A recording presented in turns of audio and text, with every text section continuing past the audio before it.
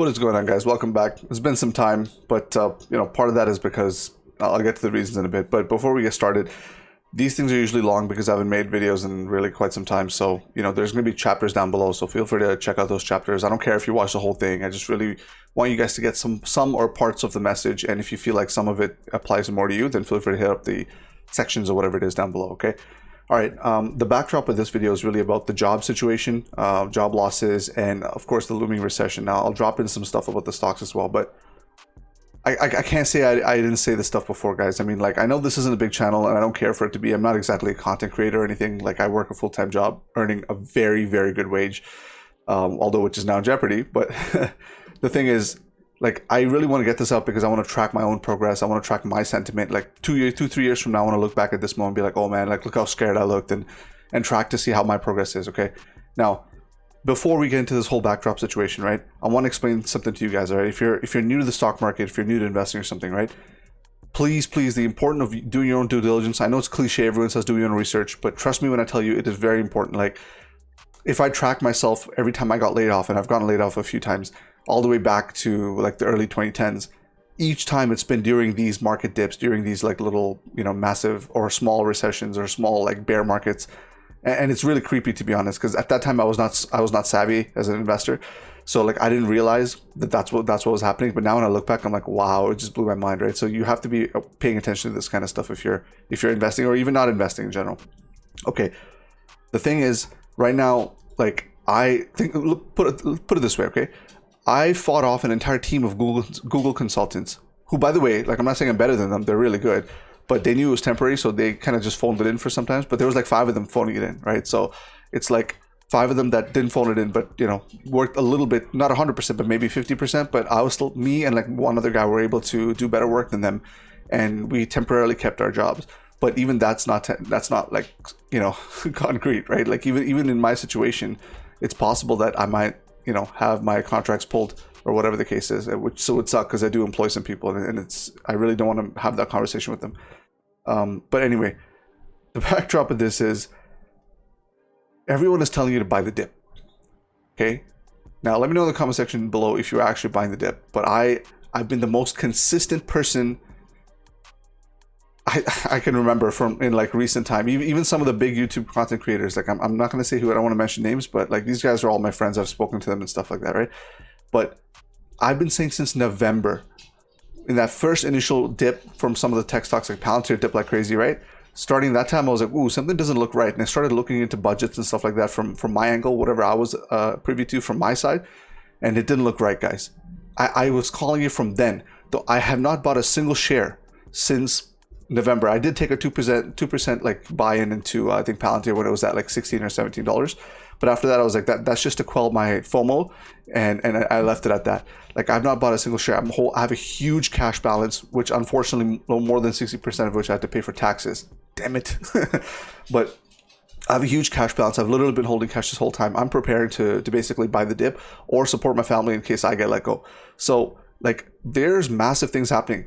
I'll give you an example. I don't want to call him because I know he watches my videos, but I have a coworker and old coworker and a friend of mine who got recently laid off, and he again is a very well-paid consultant, but he was basically not paying taxes for a while, business taxes for a while, and now he's laid off, and it's he has, let's just say, a large figure, I'm talking over 6-figure of taxes, okay, to pay. And that might be all he's gotten as a reserve because he's been pretty much 100% invested this whole time. That's scary. Now, will he find a job? Probably. I just don't know how long it'll take and all this stuff. And this market is very tough. Now, the point I'm trying to make is, and I'll put the links to whatever I was reading below. There's more stuff that I could provide, but really what I put in the description below will give you a gist. But the idea is that tech, and I'm going to speak to tech. Other sectors will follow suit, but specifically in tech, there's massive job losses. Now, realistically speaking, right, they don't actually need to cut these jobs. They're playing a margin game, right? Because if they're not selling as much, then if their payroll is higher, then all of a sudden their margin shrinks, and then they let you go. That's just how it is. Now, the biggest problem, and I should make a totally different video on this, and part of the reason why a lot of tech companies are letting go people is because they use third-party vendors instead of writing their own software. But that's another point altogether. But the layoffs are happening, guys, okay? You need to pay attention. Like, if you are employed right now, if you're whatever you are, contractor, consultant, full-time worker, whatever you are, okay?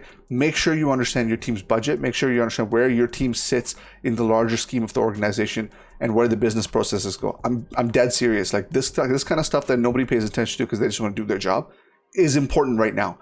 This is exactly what I'm doing, and I'm doing everything I possibly can, and it's still a little risky for me. Like, think about it. Like, people like me are a luxury in this in tech. Okay, like they hire us to be like sort of like a, oh, look who we can pay, right? So in a way, we're almost expendable.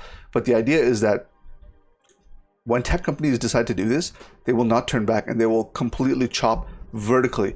You can be a manager, you can be like a I don't know, director, anybody, like completely vertical, top down. They'll let you go, especially entire departments and stuff like that.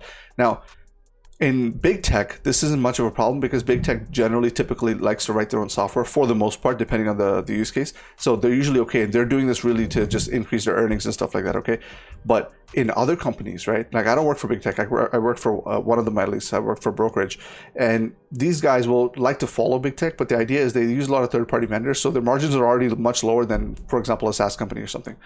So what ends up happening is they don't just lay off the same amount. So if, for example, if you're getting in 10 times less lease amount of projects or whatever, you're not going to lay off, 10 people or whatever, like how many ever, you're going to lay off a massive percentage of your company, even people that weren't even working on some of these things. So this message, I really just want to get across to you guys. Do whatever you can. I would suggest you talk to your if you're full-time, you're a little bit safer, but not really. You should talk to your team lead, or talk to your director, be like, what's the budget for our team? How are we doing? Sense if you can see some bullshit, because really this is the time when people will tell you, oh yeah, no problem, just make sure you come into work every day and all sorts of like weird quirks or whatever. So please pay attention to that. And always, guys, please, like, this is not financial advice, but if I was in your position, I would not be buying the dip. I'm just saying, I have not been buying the dip since November, and I'm still in the red, but it's much less in the red than some of my counterparts. And it's funny because we have this team chat or whatever. We have this group chat on Twitter, and I mentioned it in like January. I was like, guys, I think we're going to see like massive layoffs or whatever. And people are like, nah, it's probably nothing. Don't worry about it, man. Like, and no one responded. And it's fine. It is what it is, man. I don't care. But it's like, there's not a lot of us that can get this kind of stuff right. But I can feel pretty happy to say, or unfortunately happy to say, that I kind of saw this coming. Okay, so now with these job losses, please, guys, understand something. This is also a time for large opportunity. If you manage to stay employed, you will be able to make a ton of money in the next 2 years. I'll give you an example. In 2018-19, I was sort of investing here and there. I had a very simple app where you just like dump in money and they give you like 3 categories, and then they would just invest it for you. Most of the time it was like index funds, okay? Then I started to really learn about it. I watched all your typical YouTubers, you guys know what I'm talking about. And I never listened to them, but I did hear them out, okay? I did my own research, and I 80x'd my net worth in 3 years. Okay, now a lot of that is due to Tesla's rise or whatever, right? But you guys gotta remember, back then is when Tesla had the biggest FUD. Some of my Palantir counterparts haven't even invested in Tesla since, like, they've invested after this whole run up, right? I'm not trying to gripe them or anything. I'm just saying it's like, it was hard to invest in that company back then because of all the FUD and all these things, okay? But doing my own research and stuff was very important. Like, I was able to provide, this house. I just turned 33. I'm a homeowner. I started a family. I got these two little dogs who are very demanding. I have a good life, and I owe that all to being able to do my own research. And really, this channel is just about that. I don't care if it gets 1 million subscribers or whatever. I just want to help a certain amount of people that can keep their jobs and make money at the same time. So, guys, that's the job situation. I think I'll leave it at that. Please, like, if you have any questions or whatever, reach out to me in the comment section below, or if you have me on Twitter, just like message me. It's fine. Like, I can help you out, talk to you about like, how you can potentially try keeping your job, whatever the case is, or we can just talk the talk. It's cool. Like, I'm interested in you guys keeping your jobs and not losing it, because it helps the economy. It's not like I like love you or anything, which I do, of course, I love you. But it's more so that like we need to stay strong as an economy, because the whole world is shaking right now, and we need to be able to provide some sort of vanguard into, not the Vanguard stock, I mean, like the word vanguard, into the foreseeable future. Now, in my honest opinion, I think this recession is probably going to last, to be honest, only around 7-8 months. The problem is it could last longer if the government doesn't bail out. Now, This is where the catch is. I feel like if the government does the thing we don't want them to do, it'll be shorter. But if they don't do anything, which is I think what they should do, it's going to be a very long ride. And I have a feeling I'm going to be hurting too. So I got to prepare for that. Luckily, I have a lot of cash. I have about 7-8 months worth of just like, expenses or investment money. It's either or. But it is one of those things where I really do wish sometimes that they would do the wrong thing and just bail some of these companies out, because it would be less painful for us as consumers, because it would last less of a time, the recession.